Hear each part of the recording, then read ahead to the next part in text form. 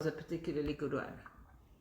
Oh, because I haven't posted it up because I only recorded half of it and I wasn't sure it was good. It was excellent. Oh, then I'll Maybe put those it up. of And us maybe that it are was not because it was parents, so pertinent. because it was for me. I felt like Yeah. everything. Well, it wasn't just. It was about your mom, and I told Barbara about her sewing machine that I've still got, and like it was personal about your mom, but it Yeah. was also like Yeah, you it was talking very to me. nice. Yeah. Where's it on YouTube? Yeah. Because I go to YouTube and this is Renee from a year ago. No. There's one called Renee Mill Shiurim, and all the Shiurim are all there. So It's I've one got of to go them. to YouTube, Renee Milshire. Yeah. I am, though, every week I put it on the group. When I put one up, I do put the link on the group, yeah.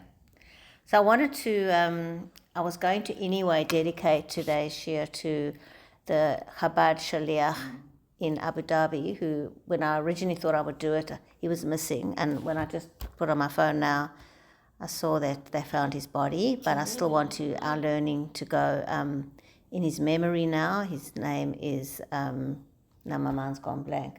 Tzvi HaKohen Ben Etel. Don't hear that name very often. And, there are just no words. And this is again where, just to dig deep and for us to increase our learning and do what we can do on a spiritual level, because, we're going through such a difficult time and we need to shine the light. But what's interesting is that, I think I mentioned here before, that the Argentinian president, he swore in his Jewish foreign minister, quoting the Parsha. I don't know if you saw that the New York new police head is a Jewish woman. I'll put it up if you haven't seen it. And she gets sworn in and she does a quote from the Mishnah. She says, I'm a person of faith. And she quotes Torah. And then she talks about some tragedy and she says, I'll do a Misha Beirach for them. I'll put it up for you. It's really interesting. But there is a concept that when the time the Mashiach comes, that Torah will be spread all over. So here you have a non-Jewish president in Argentina. You've got the New York police person quoting Torah in everyday activities. So we have to look at those positives as well as just looking at the negatives. Because as much as all of this is going on, there's this whole sort of emergence of people proudly Jewish. And I've never heard of a police, head of the police quoting a Mishnah at her acceptance speech in such a positive way. And that's what we need to do, just, bring in more and more Torah. We were talking last time about conflict resolution. And this is an enormous topic, again, because it's one thing to say, choose peace, not power, and it's another thing to say, have good relationships. But at the end of the day, we need the practical skills. And this is why good therapy or good psychology is not just about talking about your feelings. You need to actually change your behaviors. And people often don't know how to. They want to be better, but they don't know how to. And this is one of the reasons I love Emet, because it's so practical and all the different techniques. So today we're talking about communication, but the importance of making contact before you communicate something of importance. I think we actually said this last time, maybe we didn't. Basically, we often talk to people when we're on the run and we think they've heard, or we're shouting from the bathroom and we think they've heard, and then we get angry. I spoke to you and I told you and you didn't listen, and why didn't you do this? So it's very important that you make sure that the other person is present with you if you want to communicate something, because there's another person there. It's one of the reasons why we're living with this asynchronous communication with texts and things, where you're communicating and then it goes into the cyberspace and you don't know when that person's going to respond or how they read it. Good communication is meant to be face-to-face, where it's what we call synchronous, and where the person is actually, if you want something important to be communicated, make contact with the person. So before speaking to Adam about his transgression, God said, "Where are you?" And with Cain, he first asked, "Where is Abel, thy brother?" The Almighty obviously knew the answer to these questions. However, he demonstrated an important principle. Before making a direct confrontation, find out where the person is mentally. He may be physically present, but a person is rarely where his thoughts are. People are generally preoccupied with their own thoughts and feelings.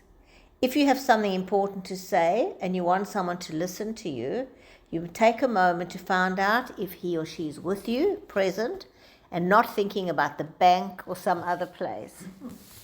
By first mentioning some words of endearment or endorsement, others may respond more quickly. So you also want to connect with people in a warm way. So you know, how are you? And then you might actually give some examples. That was a great meal. How was your day? Are you in the mood to talk about these bills? If not, when will be a good time? So you check in. You don't just go, we have to do this now. Or as I say, just yell on the go. Or you might say to a child, remember yesterday when you helped me out? I really appreciated that so much. I thought about it all day today. Now I need your help again. So converse. Make a little bit of a preamble. Connect with that person before you just jump in with what you want. Do not be surprised if you meet people who seem unable to make anything but superficial contact. Unfortunately, it's a common experience, usually stemming from severe childhood trauma, but being in temper over their inability to relate will not help either of you. Be accepting. If there's hope for change, that is the only way to get it. So don't be impatient if someone can't connect, but work on finding ways to connect. And sometimes people are able to if you find a way of how to communicate. And this is where good communicators are. They know who the other person is. They think about what would appeal to that person or what language. You know, like you were saying, some people don't want the word help. You know, can I help you? No, I don't need anyone's help. But if you did it in a different way, depending what it is, you find a way that person will hear the communication. I don't know in your case what it would be, but sometimes it would be, give me this opportunity. Give me the opportunity. Yeah. So I'm just picking up on that. Can I have some more, please? That whole thing that sometimes it's about knowing, or the opposite. I mean, women hate it when their husbands say, can I help you? So this is your job also. Can I help with the dishes? This is your dishes also, right? So that's the same thing. Instead of saying, can I help with the dishes, go, it's my turn, let me give a go, or let me contribute tonight, or you put your feet up, let me do it. It will have a whole different feeling of, I don't need your help, you're supposed to be doing this. Barbara was putting us. That's true. Yeah. That's true. I mean, I can come back with the shopping on any given day from Mark's at home and he's in his office and I will hear down the passages, need a hand. I'm already upstairs. Like, That's right. What do you want me to say now? I'm in the door. That's right. Yeah. So and again, especially if you have something, important that you want to say, to really think about how to couch it and to think about the other person. And also if you know them well, what their language of love is, all those kind of things. Otherwise, you deliver an important message and it just gets lost or turns into an argument. Now, not always possible, because often our emotions get in the way, or often, doesn't matter, the message isn't going to go through, but often we're in a haste to be heard. And we're not thinking about, we need to be heard and listened to in a way that can be digested. Because people have filters, and when we just hurl something at them, they don't filter it well. But if we do it in a way that they can respond. So that's why God said, where are you? And sort of spoke to them first and then got his message through. So a quick icebreaker. If you're in a temperamental deadlock with someone, one quick way of getting into contact is saying, tell me 2 things you like about me and I'll tell you 2 things I like about you. So what it might be like at work, let's say, I don't know how much you could do this at home, I don't love it, but you might actually go, you know what, we're in a bit of conflict. I would actually go first. I would go, let me tell you what I do like about working with you, and then tell me what you like about me. And when we've established that there are things we like about each other, now let's talk about the point that we're not getting on with. Because that's the other thing, we all have a negative bias where we only think about the negative. So bringing it back to actually reminding what is good about what we are doing here, and then we can talk about it. So it's not the sandwich method, which is you say something nice and then you say but, because but is a very negative word. It's, when you say to someone, you look nice but, it takes it away. You look nice but the dress kills it. So that's why I don't like the sandwich method. But if you say, I really overall like these things about you, and that's a given. But can we talk about some other things that we need to talk about? It doesn't have the same feel. So general rules for good communication. To encourage self-disclosure, Listen to the other person carefully. Avoid judgments and evaluations when a person is sharing pain. Avoid comments like, "It's not true that you're trapped or unappreciated." Accept people's feelings. Don't argue with them. Get on the person's side by saying something like, "I'd probably feel the same way if I were in your shoes," or "I can see you having a really rough time." So you don't always, not able to answer in the way the person wants, but just by going, "I can see from your point of view, I don't really understand it." It's better to say that than to say I know it all. But what we're saying is that listen to what the person is saying and reflect something that shows that you understand. Because empathy is huge. I was actually thinking about this concept when you were talking now about Anashoma begs for things. So I read a story this Shabbos about a rabbi who was very famous. I never remember the names, but he was very famous for redeeming captives. And I always thought it was an old-fashioned mitzvah until recently, until October the 7th, with hostages. But it used to happen a lot where people would be thrown into dungeons for not paying the rent, or for learning Torah, they were thrown into prison, and then they would ask for astronomical sums to get your rabbi out. And there's a famous Rabbi Rothenberg that we always quote, that we remember his name. One of the names I remember. And he had a thing. He was in Germany. He actually told his congregants, "Don't negotiate. I'd rather die in prison. I don't want you to pay to get me out." And he did. They never got him out because people would impoverish themselves to pay these huge ransoms. Anyway, this particular rabbi would run around. I think I remember his name now. It was Menachem Mendel of Ribanov. He would run around and redeem captives. And he was then thrown into jail for learning Torah. He worked in Israel and he was getting money through Turkey. It was the whole thing to do with Turkey. And it was always seen, I think Turkey was fighting Russia. And so then he was put into jail because by sending money to Israel, he was seen to be helping the Turks, something like that. It was the same as the Alter Rebbe was sending to his daughter in Israel. And the same idea, they thought that it was anti-Russia. They were put into jail. But anyway, he was put into jail, and he was in jail for a number of days, and it was very, very harsh conditions. And eventually he was redeemed, and he gave all these prayers of thanksgiving. And he said to somebody afterwards, "I understood why that happened to me, because I've always done that mitzvah, and Hashem gave me an opportunity to actually experience the value of the mitzvah that I do. Because only now that I've gone through it, I've always thought it was important, but now I really get that we have to do everything to get people out and to do what we have to do." So sometimes, I was thinking about, again, when you were talking, this idea that the shoemaker's child goes barefoot. But in this context of what I'm saying, it makes sense. That Hashem, if you're in that field, wants you to have empathy for the people that you work with. So you'll often have where people go, "Oh, well, she's a psychologist, but she's got a nutty child." Or the Rebbe gave everyone brachas for children, but never had children himself. All those things that you see, you'd think, but actually the Rebbe probably had so much empathy for people who didn't have kids because he himself didn't. And it's very possible that the power of his prayers, because he really felt the pain, were much, much stronger.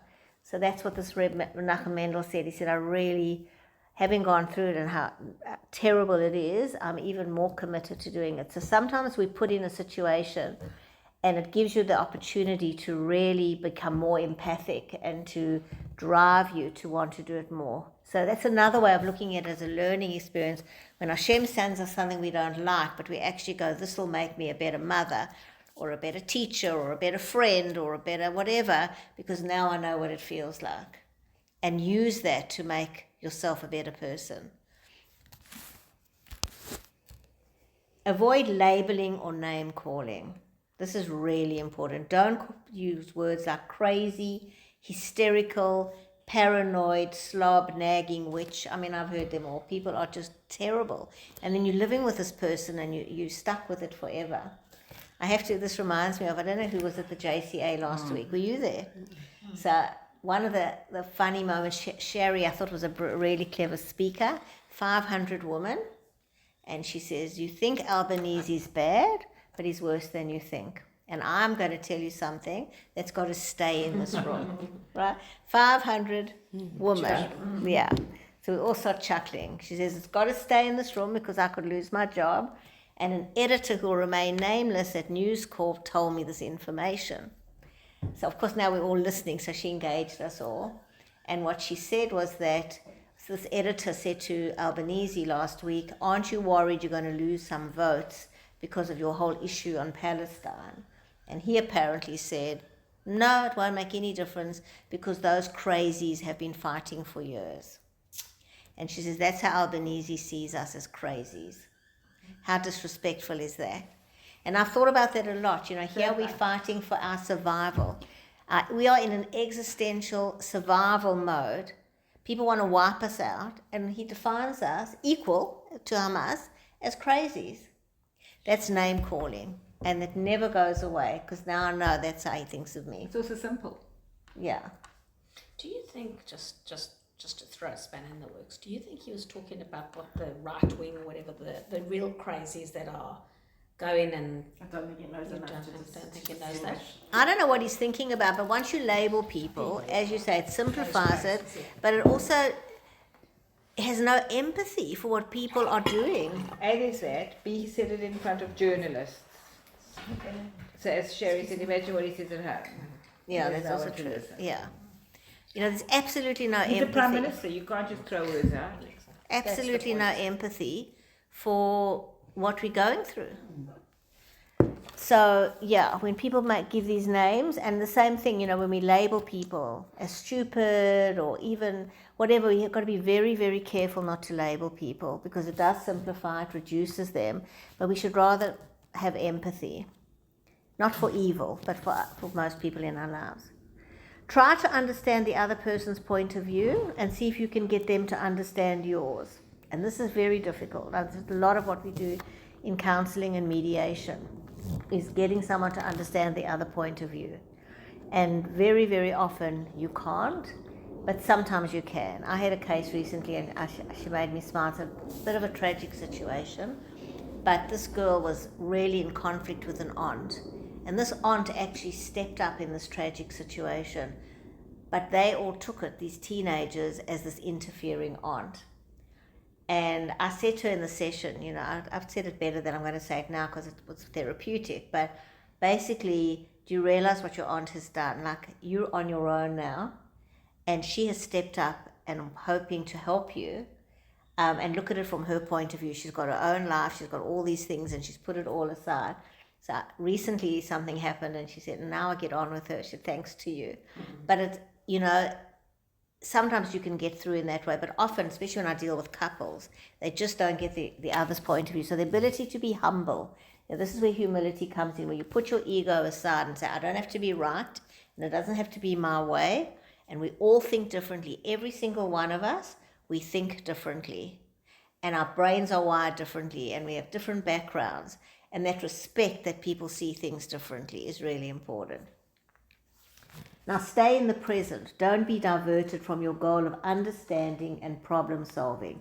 If the other person tries to divert you with excuses, defenses, previewing of the future, or reviewing of the past, come back to the present problem. So you want to communicate this point and they start digressing, just bring them back into the present. Just keep bringing them back into the present. This is what I want to deal with today. This is what I want to talk about. We can maybe talk about that another day. Let's write it down. Let's book another meeting. But I want to keep coming back because I want to resolve this issue today. Now, state precisely what you want without excessive drama. So that's the other thing. Work out what it is that you want. Stay clearly as possible, because when there's too many frills and you go on too long, the person loses concentration. But without drama, because the minute there's drama, you escalate the other person. Your heart's racing, their heart races. You change the whole mood. So watch, she says, I want 5 minutes of your time to share the day's events each night. Or, I want you to help me in the kitchen for 10 minutes after dinner. It's amazing how there are always these issues, the household. Please keep the kids quiet when I'm studying unless you're feeling overwhelmed. Then tell me and I'll help. I'd like you not to be on the telephone between these hours. So instead of going, oh, this is what I hear all the time, you're always on the phone and you're not present with the kids, and then he goes up, it's my business and I earn the living and that's why I'm on the phone. And she's going, yes, but you're never around. And he says, not never, what about Sunday afternoon, right? And so what she's saying is you just say, I would like you to put the phone down between dinner or between 8 and 9 p.m. Just state what you want rather than get you to all that stuff, because then he's proving you wrong and he's got to defend his position. So you think, what is it that I want? I'd like you to wash up the dishes every night, or I'd like you to do this. That's the negotiating point. Not because you're bad or because it's just this is what I need. So sometimes we have to do a little bit of work to be able to communicate that. Reassure others of your love and concern. Don't assume that people automatically know it or don't need words of endearment or endorsement. Every positive expression is like a candle that expels the darkness of temper. So we might think that person knows we love them, but you need to reassure people, especially if you're going to give them feedback. But of course, the more you tell people you love them in an honest way, that relationship is more secure. But even when you're going to give feedback, people just automatically become defensive. So, you know what I like about you, this is what I like, I love the way you help me with this and this, so you aim, you contribute, whatever. It's just one little thing that's bugging me. It would make my life so much better if you could do this. So you value what people do, and people then hear much better than feeling, because then if you just say, why don't you do this, then people go, I do so much for you. And I'm actually thinking about this guy that's talking about the earning. She keeps saying you do nothing. So listen to this communication. So common. She starts crying at the end of the night. She's got 2 small kids and she goes, I have to do everything. And what does he say? I work so hard to earn a living, to give you this lifestyle. You don't even have to work. I work 14 hours a day. What do you mean you do everything? And she's sitting there crying and going, well, I do everything. And he's going, I don't want to clean when I come home at the end of the day. And by the way, I totally relate to this. I don't want to clean. Get a cleaner. I'm happy to pay for a cleaner. And she's going, no, it's not fair. I do everything. For her, she's thinking about running the house, right? But he feels totally invalidated because he does work 14 hours a day and he does care about her and the kids and gives them a good lifestyle. He really is. He is a genuine guy. He's not doing it for any, yichus or anything. So he's feeling hurt because, what do you mean you do everything? And she's feeling hurt because after dinner he doesn't take his plate off and she's tired and he should do that, right? So here's a real communication where he just gets, I'm tired, I'm not appreciated, this is it, I'm calling it. And then, and it's actually so simple, really she just wants him to feel that after dinner he'll take his own plate to the sink. And as you say it now, it doesn't sound like much, but to her, it feels like she's just been taken for granted and she does everything. It's easier to go to work and make that money than Well, be not at home. always. I don't think that's always true. No, the point is sometimes you need them to take A up break, the bin. a break, No, yeah. you need to see that.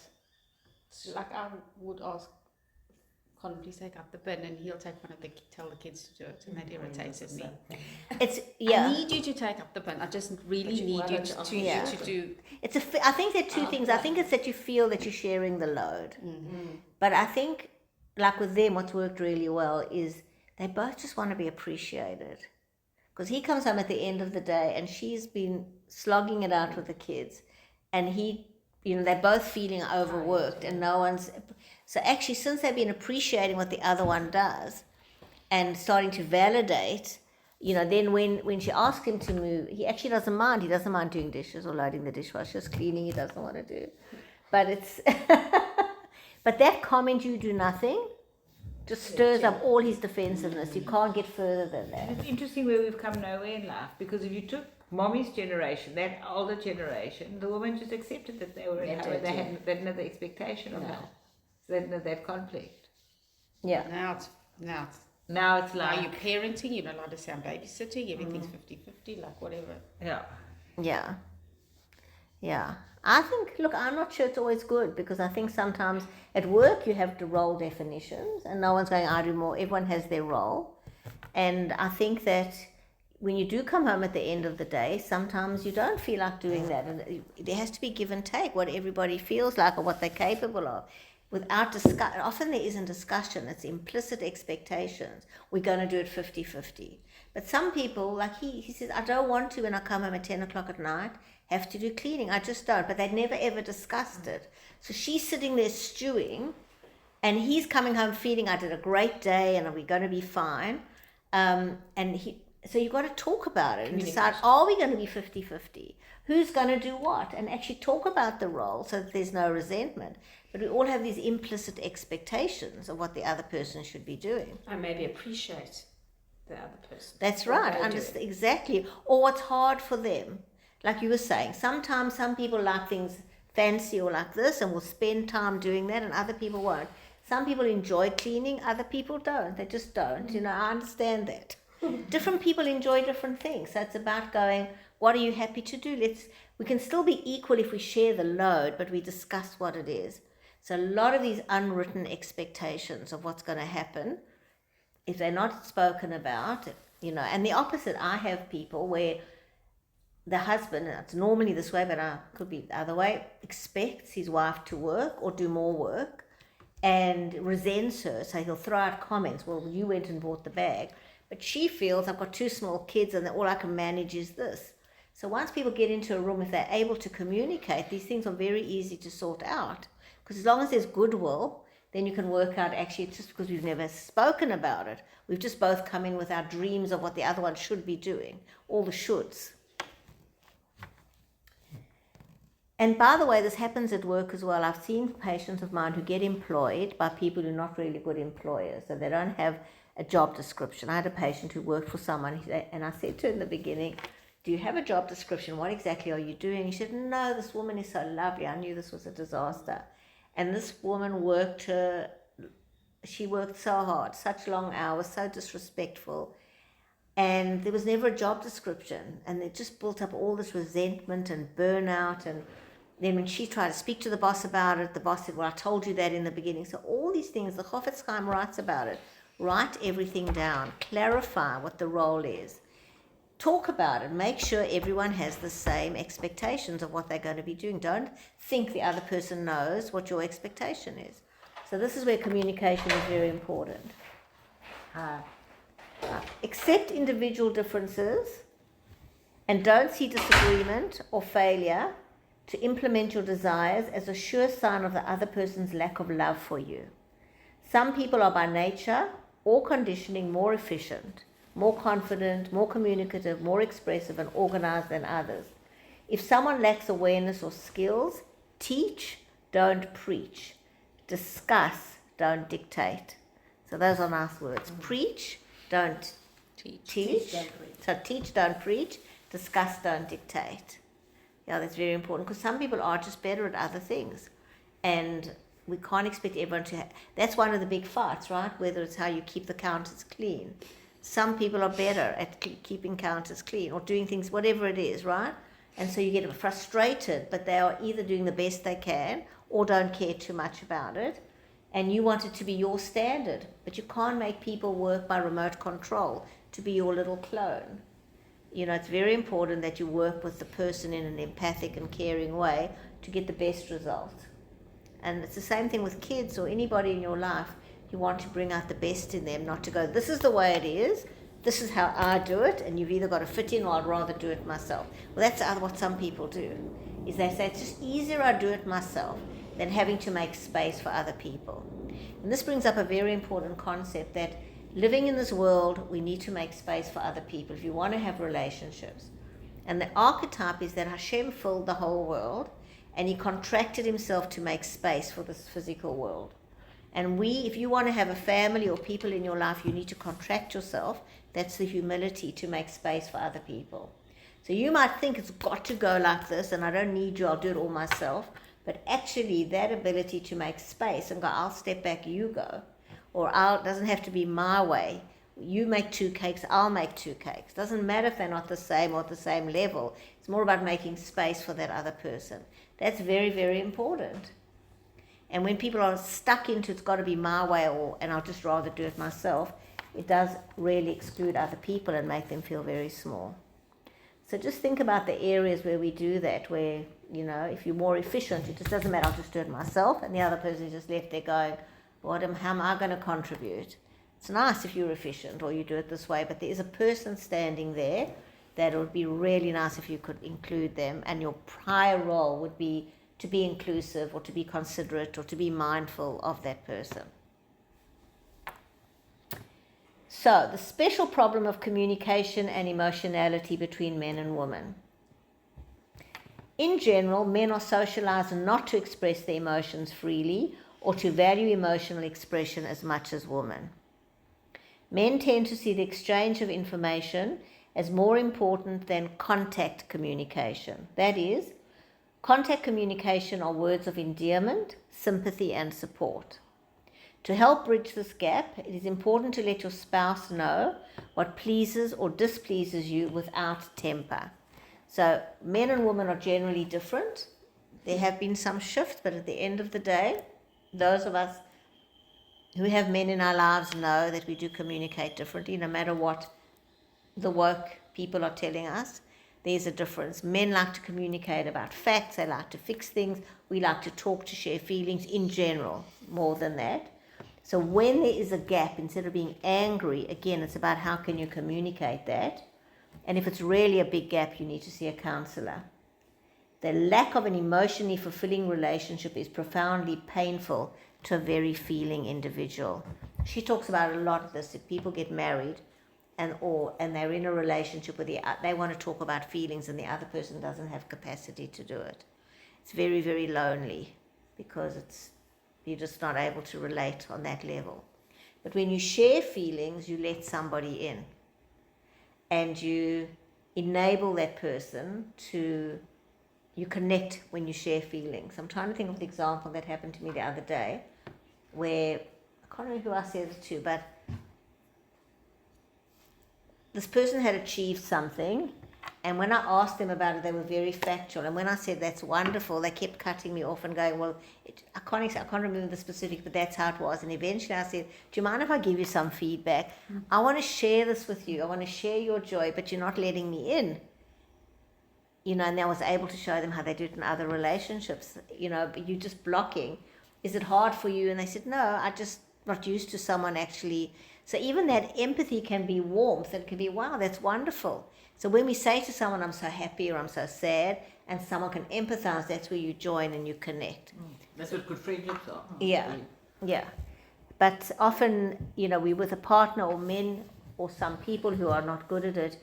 You want to share in it because it's very factual and it can be very, very lonely and very, very upsetting. I was listening to a podcast which actually spoke about the first part of your thing about actually checking in. If you want to have a discussion that's got some value or something that's a little bit more meaningful, to check in whether the other person is ready to have that discussion at that point in time. As you say, don't just dive in. And then the other thing they said is a good thing, especially when talking about the difference in emotional intelligence or difference in emotionality between people in a couple, is to actually state, if you've got something to say, whether you actually want the problem to be solved or you just want to be heard and validated.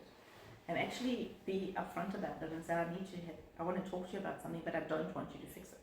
I just want you to hear what I have to say and support me. Very good. Because a lot of the time, they don't know. And if you are, as you say, a more fix-it kind of a person, it's sometimes quite frustrating when you're still trying to say what you're feeling. And there's just this rational response, which is pure solutionizing as opposed to validating what you're saying or whatever. Yeah, it's true. Quite a good tip. It was a really good podcast. I can't remember who did it, but it was really good. Well, one of the, these are all the most, I'll call them the most juicy parashas. So Bereshit, the beginning, last week we were talking about Abraham and Sarah. So they're the first Jewish couple. And she's seen as really the mother of all the Jews. And she's an example who couldn't fall pregnant for years and prayed. And her prayers, they say, brought into many, many children. And there's a few references, but one of them is when she says she sees that Ishmael is bringing idolatry into the home, but also was trying to hurt Yitzchak. And she they were playing a game and he was pointing a bow and arrow at him, and she saw it and she said to Abraham, he's got to leave. And Abraham was, no, he's also my son. And she was, absolutely not, he's got to leave. And so Abraham went to Hashem and he said, I can't believe what, I'm making this up how he said it, but I can't believe my wife, and Hashem said a very famous thing, listen to your wife, she is wiser than you. He actually said that she's got more prophecy than you.